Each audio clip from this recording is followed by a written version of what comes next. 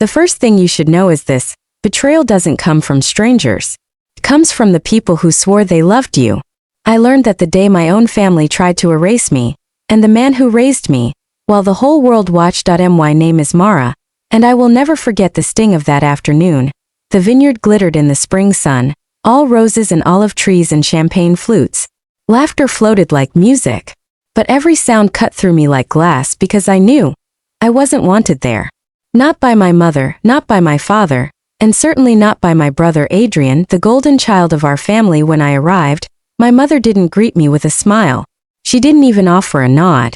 She just looked me over top to bottom, like I was a stain on her perfect white tablecloth.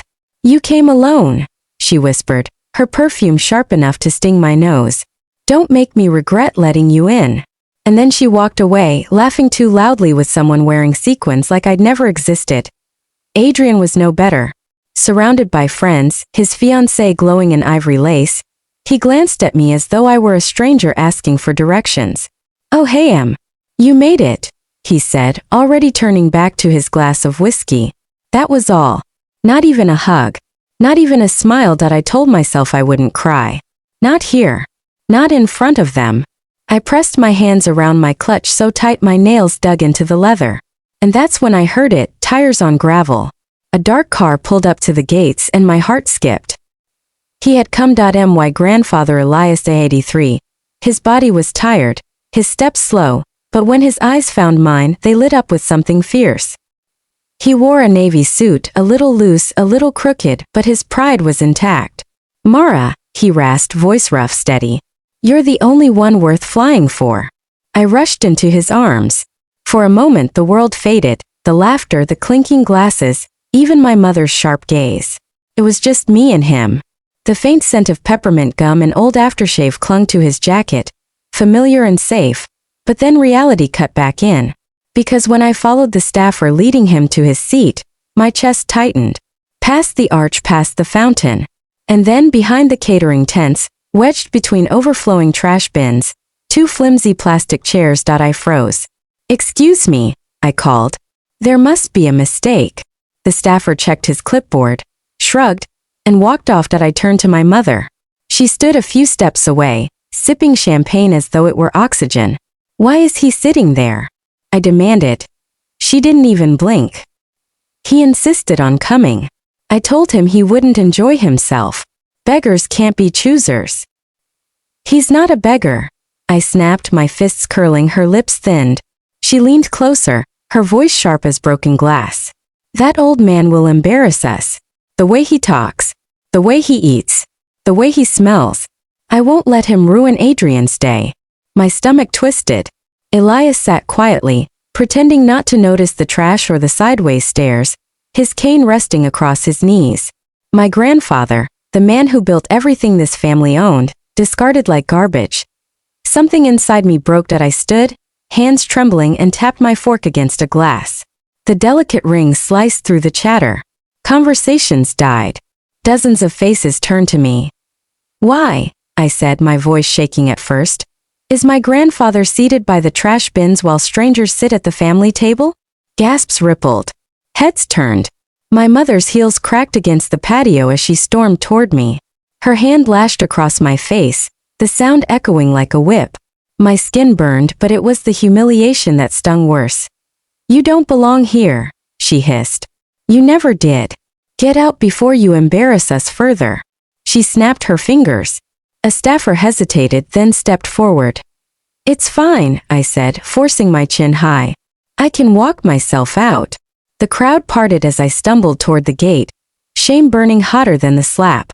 Behind me, her voice carried, "Ungrateful, just like her grandfather."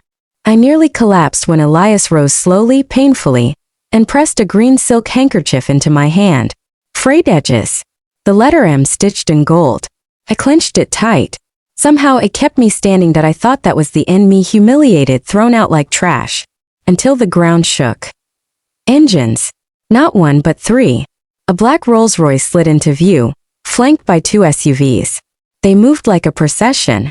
The air shifted, heavy, electric. Even the birds fell silent. The chauffeur opened the rear door, and my grandfather stepped out, Not the frail man from before, but Elias Vale, founder of Vale Vineyards, the name whispered at auctions and industry boards.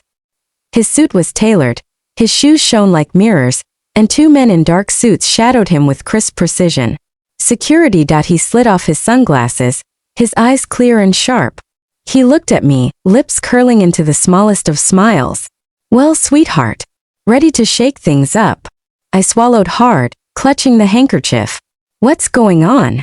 Let's remind them, he said, offering his arm. Who really owns this land? My knees nearly buckled. Owns this land. The staff didn't stop us this time. They held the gates wide open. Guests froze mid-toast as Elias strode across the patio, cane tapping like a drumbeat. My father's jaw fell slack. Adrian's glass trembled in his hand. My mother went pale, microphone clutched in her fist. Elias didn't hesitate. He took the mic. His voice rolled out steady, commanding. I wasn't going to speak. After all, it's a wedding, a day for joy. But silence is mistaken for weakness. And I will not be mistaken anymore. I built this vineyard with my hands. I named it after my late wife, Alma. I trusted it to this family. And when I arrived today, I was seated with the trash. That is how they see me. Disposable. Gasps cut through the crowd. My mother tried to speak, but Elias slammed his cane against the stage. Enough. Cruelty disguised as pride ruins a family.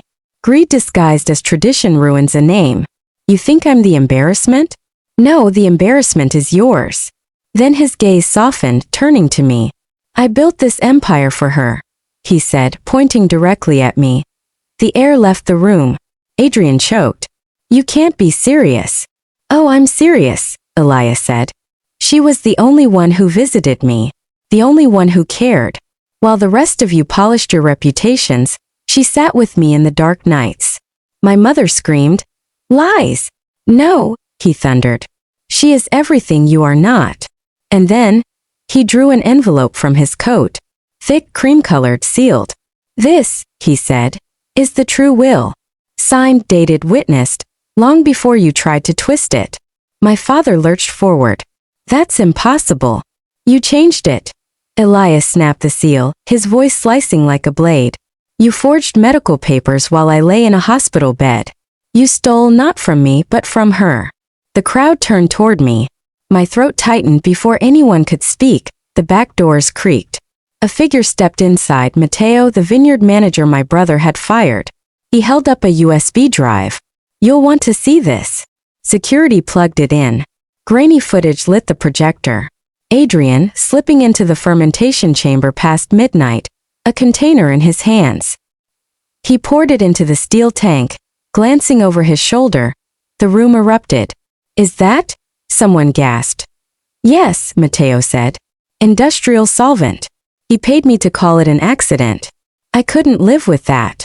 Adrian jumped up, face drained. This is a setup. Sit down, snapped a shareholder. My mother shouted. We were protecting the family name. No, I said, stepping forward, my voice cutting clear. You were protecting your ego. And you were willing to poison everything, including Alma's last blend, just to keep control. Silence.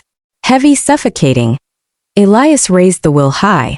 Effective immediately, the lawyer beside him read. All controlling interest in Vale Vineyards transfers to Mara Vale.